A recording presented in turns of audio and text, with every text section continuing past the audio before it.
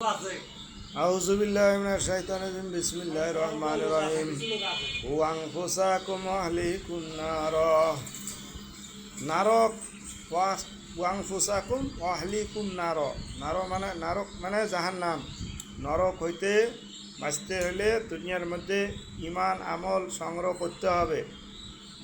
অনেকে ভিডিও দেখেন না, মনে করেন যে কি আসলে হেলায় খেলায় দিন যাবার লাগছে। তো ওই যে টাকা দিয়ে বক্তা নিয়ে আসেন, ওই যে 1 লাখ টাকা দেন, কী সুন্দর মাছ গোস্ত, গরুর দুধ, ব্রহ্মপুত্র নদীর ইলিশ মাছ, ওই তারপরে ইসে মাছ, তারপরে দেশি গরুর গোস্ত, তারপরে আবার কত প্রকার কোরমা পোলাও খাওয়া, কাচ্চি বিরিয়ানি, অমুক তমুক খেলিয়ে টাকা 1 লাখ বান্ধি দেন, নিয়ে যায় ফকিরের মতো। হ্যাঁ, ভিক্ষা করে আসছিল, এই জন্য ফকিরের মতো নিয়ে যায়। আসলে টাকা নিয়ে কি আল্লাহ রসুল ওয়াজ করছেন নাকি? টাকা নিয়ে কি ওয়াজ করা যায় যাচ্ছে নাকি? আরে পাগলেরা, তোমরা তো হুজুরেরা তো তোমরা তো ডাইলের পানি খায়া লেখাপড়া শিখছো। তোমরা তো ইতিমখানার মধ্যে খায়া লেখাপড়া শিখছো। ইতিমখানায় কতজন দান করে, ইতিমখানার মধ্যে কতজন দান করে, সেই মান্তির গোস্ত, মান্তির ছাগল, কত প্রকারের খানা খায়া লেখাপড়া শিখছো। কওমি মাদ্রাসা শিখছো, পড়ছো, কওমি মাদ্রাসা পড়ছো, দাওরা হাদিস পড়ছো। এগুলো কোথার থেকে আসছে? এগুলো বিদেশ থেকে দান এসে আমাদের দেশ থেকে বিভিন্ন জায়গায় সবাই দান করে। এই দানের টাকা খায়া কিছু নিজের খরচ, কারেন্ট বিল, অমুক তমুক নিজের পকেট খরচ, আর বাকিগুলো বেশিরভাগে দানের টাকা, হাফিজি মাদ্রাসা পড়ছো, দানের টাকা এবং দাওয়াত বিভিন্ন রকম কিছু খায়া কী করছো, নীলা বোর্ডিংয়ে খায়া দেয়া লেখাপড়া শিখছো। শেখার পরে তুমি কী হয়েছো? হাফেজ হয়েছো, আলেম হয়েছো, মুফতি হয়েছো। তোমার বোঝার দরকার যে আমার আল্লাহ আমাকে হাফেজ, কারি, মুফতি, মোয়াল্লেম বানাইছে। এগুলো অনেকে পড়ছিল, কিন্তু তাকে বানায় নাই। 15 পারার হেফজ করিয়ে তাই শয়তানে ধরছে, ভাগি গেছে, পথ ভ্রষ্ট হয়েছে। কিন্তু তোমাকে যে আল্লাহ কবুল করছে, তোমার বোঝার দরকার যে আমি মুফতি হয়েছি, আলেম হয়েছি, হাফেজ হয়েছি, আমি কেন টাকা নিয়ে ওয়াজ করবো?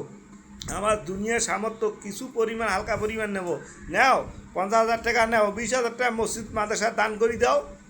সেটা তো দাও না। মাদ্রাসা, হাফিজি মাদ্রাসার উদ্যোগে সভা হয়, হাফেজের পাগড়ি প্রদানের লক্ষ্যে সভা হয়। কিন্তু সেখানে যা দেখবেন গ্রাম গোল সারা দুনিয়ায় কালেকশন করিয়ে 1 লাখ 2 লাখ টাকা জোগাড় করে, 1 লাখ টাকা জোগাড় করিয়ে বক্তায় যদি তোমাকে যদি 1 লাখ দেয়, ডেকোরেশন অমুক তমুক, মাইকিন, পোস্টার, অমুক তমুক সব মিলিয়ে অতি যায় 1 লাখ 2 লাখ টাকা খরচে যায়। দান তোলেন কয় টাকা? তো তোমাকে বোঝার দরকার যে আমি যেহেতু এত কষ্ট করে ওয়াজ করলাম, তাহলে আমিও দান করি যাই। 30,000 50,000 টাকা ডিমান্ড হয়েছে, সে তোমার 30,000 টাকা দাও বা 20,000 টাকা দাও, 30,000 নিয়ে যাও, সেটাও তোমার জায়জ না জায়জ, কিন্তু তবেও দানটা করলে মানুষ করবে না, ঠিক আছে হুজুর সঙ্গে নিল না। কিন্তু এখন তোমার সব টোপলা বান্ধি নিয়ে যান। আগে নেন অ্যাডভান্স হলো 50,000, কিন্তু তোমাদের মরবেন, কুল্লু নাফসিন জায়কাতিল মাউত, তোমাদের ওই আয়াতটাকে অস্মরণ করলেন। ওই আয়াতটাকে অস্মরণ করার কারণে তোমার ইমান থাকলো কি না থাকলো তুমি কি যেটা জানো? তোমার তো ইমান তো থাকিল নে।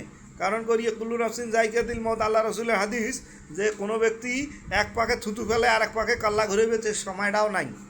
কোন সময় যে মৃত্যু হবে তা বলার মতো ভাষা নাই। তাইলে যে 1 বছর আগে টাকা নেন, নিয়ে সিরিয়াল দেন, সিরিয়াল দিয়ে আবার অংশগ্রহণ করবে না, তার আগত মরি যান, তাহলে কী হবে? জাহান্নাম ছাড়া বুদ্ধি নাই। অধিকাংশ আলেমেরাই জাহান্নামে চলে যাবে, অধিকাংশ আলেমেরাই জাহান্নামে চলে যাবে। আলেমদেরকে দিয়ে, হাফেজদেরকে দিয়ে জাহান্নাম আল্লাহ পুরাইবে। ভালো করে চ্যালেঞ্জ করেন, এই কমেন্ট কারো যদি প্রয়োজন থাকে, এই উত্তর চান।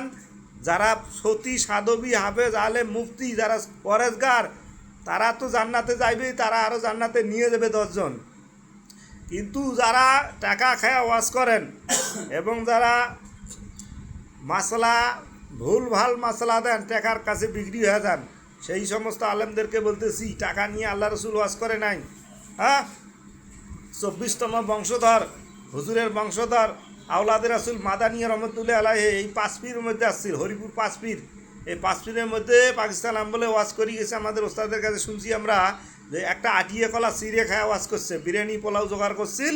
বলতেছে না, আমার আবু বকর সিদ্দিক রহমতুল্লাহ আলাইহি, আমার শ্বশুর, তিনি আমার ওস্তাদ আবু বকর সিদ্দিক রহমতুল্লাহ আলাইহি, নবীর বংশধর, তিনি টাকা নিয়ে ওয়াজ করে নাই।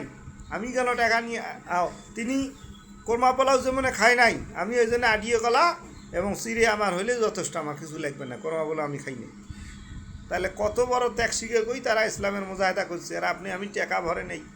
আর এই সরকারপাড়ার মধ্যে একসময় ওয়াজের সময় মাওলানা দাওয়াত দিছে, যশোরের কোন জায়গার, সে মাওলানা আসতেই পারে না, আরেকজন পাঠিয়ে দিছে, কয় মারা গেছে, হুজুর মারা গেছে, অথচ 1 বছর আগে টাকা নিয়ে খাওয়া শেষ।